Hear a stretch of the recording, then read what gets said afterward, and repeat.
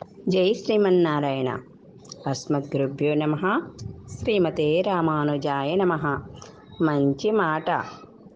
ముక్కోటి మంది దేవతలు ఉన్నారు. మనము ఎవరిని పూజ చేయాలి? ఏ స్వామిని పిలవాలి? అమ్మవారినా, అయ్యవారినా, ఇతర దేవతలనా?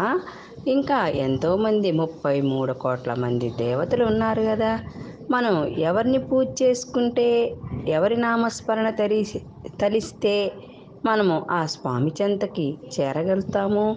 దానికి ఉదాహరణగా స్వామి చెప్తూ ఉన్నారు. ఒక చెట్టు, పెద్ద చెట్టు, ఇత్తనము చిన్నది, అది పెరిగి పెద్దదై ఇంతై అంతై అంతంతై మహావృక్షమైంది.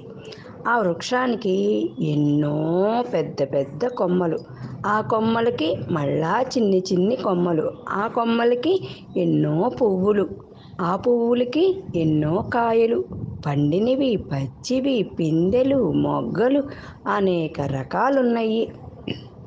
ఆ చెట్టుకి, ఆ కాయకి, పిందెకి, ఆకులకి, కొమ్మలకి, రెమ్మలకి అన్నిటికీ నీళ్లు పోస్తున్నారా?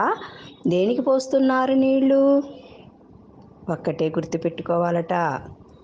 ఆ చెట్టు ఉన్న మొదటిలో నీళ్లు పోస్తే చెట్టు మహా పెద్ద వృక్షమైన, శాఖలు శాఖలుగా ఉన్న కాయలు, పిందెలు, పండ్లు, పువ్వులు, వీటన్నిటికీ ఈ జలము ఎలా మొదట్లో నీళ్లు పోస్తే చెట్టు మొత్తానికి ఎలా వెళ్ళిపోతుందో, అలాగానే మనము హరినామస్మరణ చేస్తే, ఈ ముల్లోకాలను ఏలేటి నారాయణ నామస్మరణ చేస్తే సకల దేవతా నామస్మరణ చేసిన ఫలితం కలుగుతుంది. ఏది? మేము ఏ దేవుణ్ణి చేయాలా, ఆ దేవుణ్ణి చేయాలా, ఏ దేవుణ్ణి చేసే కోపం వస్తుందేమో, ఆ దేవుణ్ణి చేయకపోతే కోపం వస్తుందేమో, అందరు దేవతలకు చేసి గంటల గంటలు పూజ చేసుకునే కన్నా ఒక్క నామస్మరణ, ఏకో నారాయణ నీవే దిక్కు అని ఆయన నామస్మరణ చేసుకుంటే నీకు ఎప్పుడు ఎక్కడ ఏది కావాలో తెలుసుకొని ఆ కాయలకి పంపించినట్టు, పిందెలకు పంపించినట్టు, కొమ్మలకి, రెమ్మలకి, పువ్వులకి అన్నిటికీ ఆ నీళ్లు ఎలా చేరి ఆ వృక్షం కళకళలాడుతూ ఉంటుందో, నీవు మొదట్లో నీళ్ళే పోసావు కానీ అన్నిటికీ ఎలా చేరింది?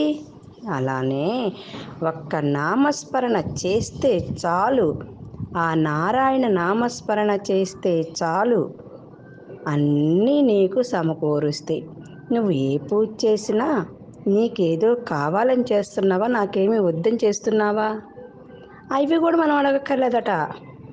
తెలుసుకొని ఆయనే ఎప్పటికప్పటికి పసిపిల్లలకి తల్లి ఎలా సంరక్షణ చేస్తూ ఉంటుందో, అలాగా ఆయన నమ్ముకొని సర్వము నీవే దిక్కు అని ఆయన నామస్మరణ చేస్తే తల్లిలాగా కాచుకొని ఉంటాడు పరమాత్మ.